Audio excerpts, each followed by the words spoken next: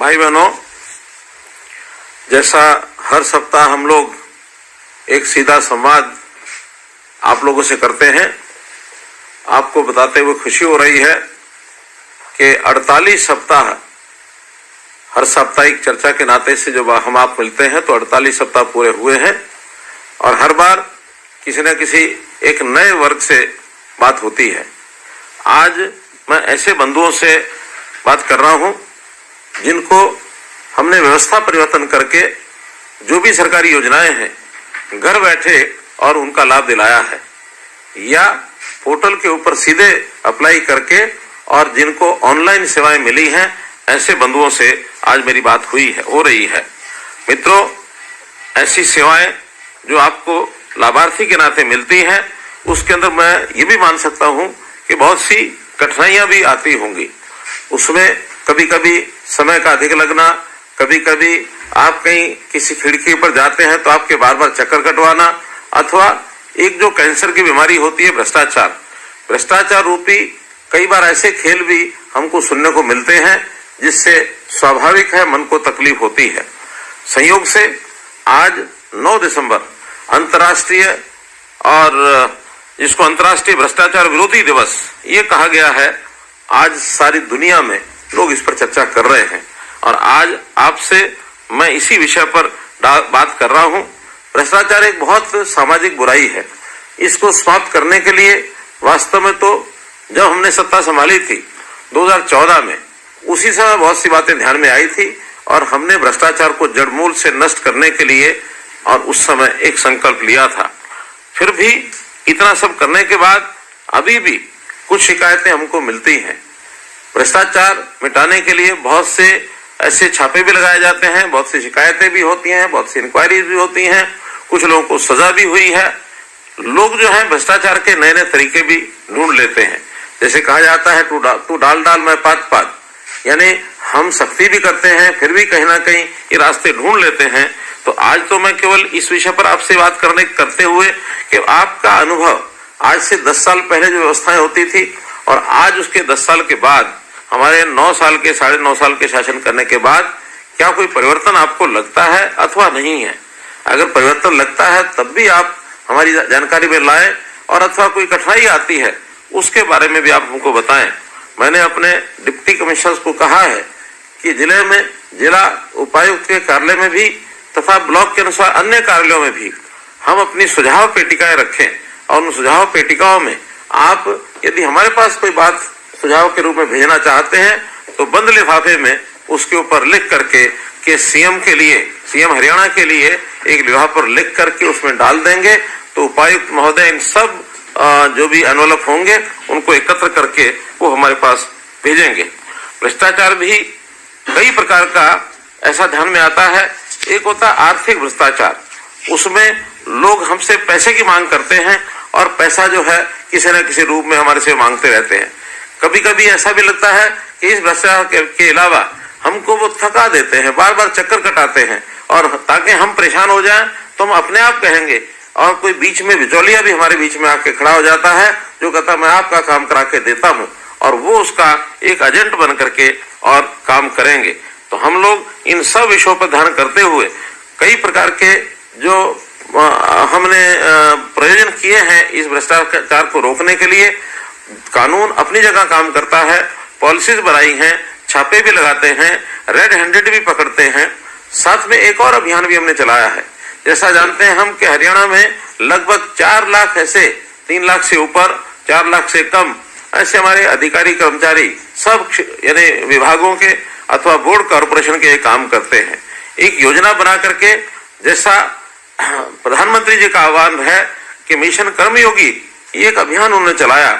हमने भी हरियाणा मिशन कर्मयोगी ऐसा एक अभियान चला करके अपने यहाँ जितने भी अधिकारी कर्मचारी हैं उनकी ट्रेनिंग इसका एक कार्यक्रम शुरू किया है और वो कर्मचारी लगातार अब इस काम को पिछले 20 नवंबर से हमारा जो हिपा डिपार्टमेंट है उस डिपार्टमेंट के माध्यम से ये ट्रेनिंग की जा रही है और इस ट्रेनिंग का 31 मार्च तक एक राउंड ये पूरा हो जाएगा।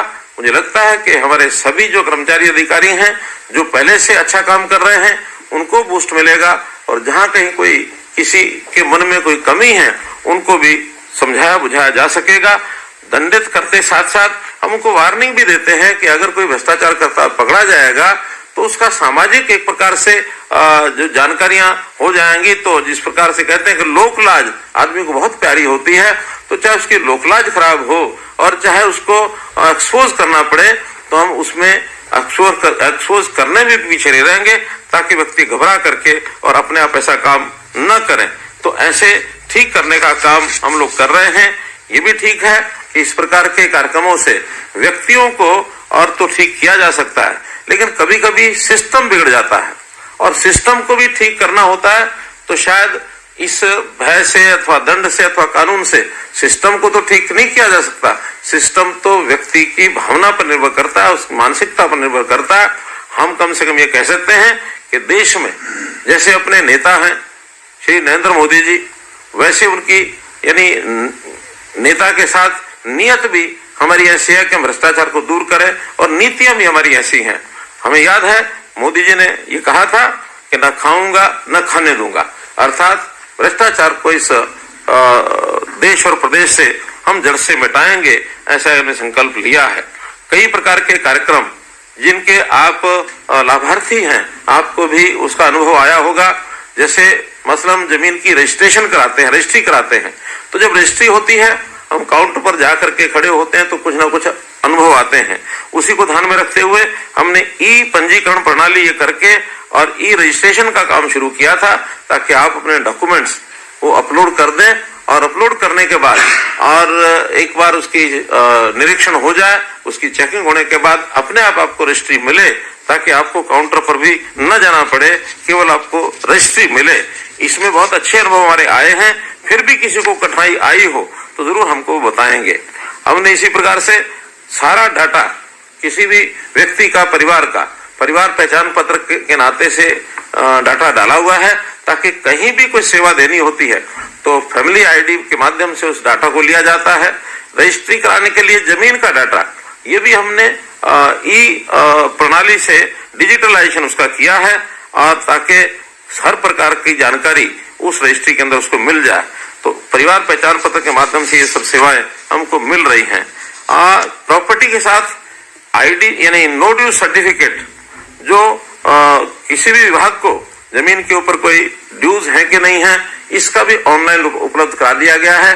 तो आपको कहीं भी सर्टिफिकेट लेने के लिए नहीं जाना पड़ेगा।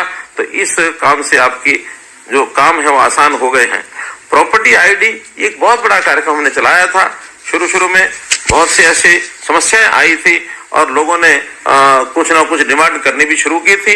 अब धीरे धीरे उन सब चीजों पर लोगों को भी जानकारी हो गई है कि प्रॉपर्टी आईडी में कौन कौन सी फॉर्मेलिटी, कौन कौन सा पेपर हमको देना है, वो सब दे रहे हैं। और अब जो शिकायतें हैं, बहुत मुश्किल से 5 से 10% शिकायतें बाकी बची होंगी, और ऐसी सबकी शिकायतें ठीक कर दी गई हैं।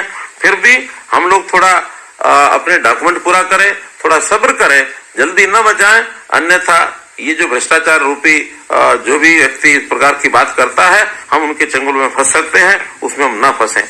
प्रधानमंत्री जी ने आवास योजना ये चलाई थी, तो आवास योजना के नाते चाहे शहरी क्षेत्र हो चाहे ग्रामीण क्षेत्र हो, लगभग 1 लाख मकान ये हमारा जो टारगेट था उसको हम पूरा कर रहे हैं।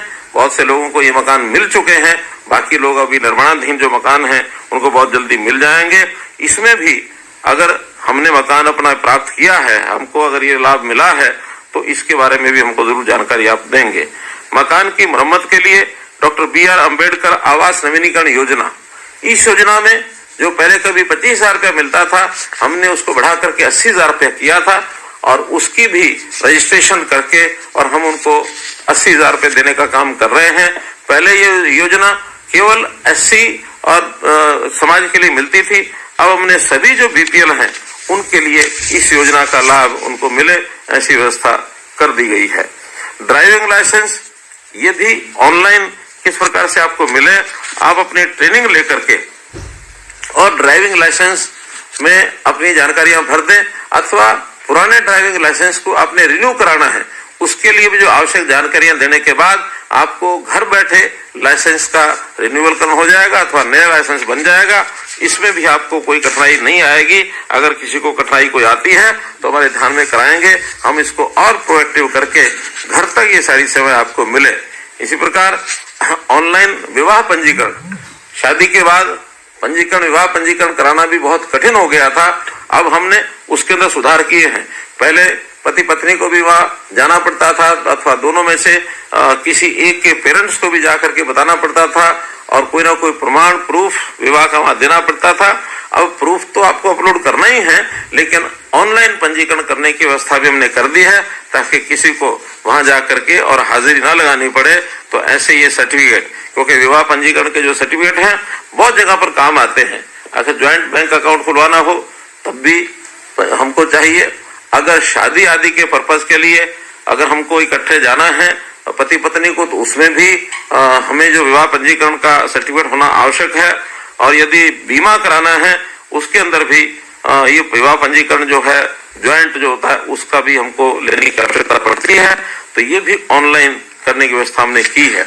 बहुत लोगों को कमर्शियल एक प्रकार के जो कनेक्शन लेने पड़ते हैं बिजली के, कमर्शियल कनेक्शन अपने आप में बहुत कठिनाई थी, लेकिन उसको भी ऑनलाइन हमने किया है, ताकि आप अपने जो भी डॉक्यूमेंट्स दे करके और कमर्शियल बिजली कनेक्शन को आसानी से ले सकते हैं। इसमें भी हजारों लोगों को और लाभ पहुंचा है, कोई कठिनाई नहीं आई है। तो इस प्रकार से जितनी भी हमने सेवाएं ये सब की हैं, इन सेवाओं का लाभ आपको मिले। और बहुत सी सेवाएं सरकार की ऐसी होती हैं समयबद्ध तरीके से मिले, उनका रजिस्ट्रेशन, यानी उनकी जो सेवाओं का रजिस्ट्रेशन एक प्रकार राइट टू सर्विस सेवा के अंतर्गत कितने दिनों में वो सेवा मिलेगी, ये रजिस्ट्रेशन होता है, तय होता है। पहले जब सेवा न भी मिले तो लोगों को अपील करने के लिए भी धक्के खाने पड़ते थे, लेकिन हमारे राइट टू सर्विस कमीशन ने उसका भी एक रास्ता निकाला है कि हर आदमी की अगर समय पर सेवा नहीं मिलती तो ऑटोमेटिकल अपील हो जाती है, और उस अपील के बाद पहली अपील पर ही बहुत से लोगों को सेवा मिल जाती है। किन्हीं कारणों से पहली अपील पर नहीं मिलती तो फिर दूसरी अपील हो जाती है, अपने आप ऑटोमेटिक होती है, आपको कराने की आवश्यकता नहीं है। दूसरी अपील पर भी काम नहीं होता तो अपने आप वो जो शिकायत जो राइट टू सर्विस कमीशन है उसके पास पहुंचती है। मुझे बताते हुए खुशी हो रही है कि 3 लाख से ऊपर ऐसी सेवाएं जो फर्स्ट अपील में पहुंची थी, कमीशन पर मात्र उसमें से 2000 के आसपास पहुंची हैं। बाकी सब फर्स्ट अपील पर अथवा सेकंड अपील पर हमारे अधिकारियों ने उस सेवा को दिया है। तो मित्रों, ये जो इस प्रकार की सेवाओं का लाभ आपको आसानी से मिले, बहुत व्यवस्थाएं हम कर रहे हैं।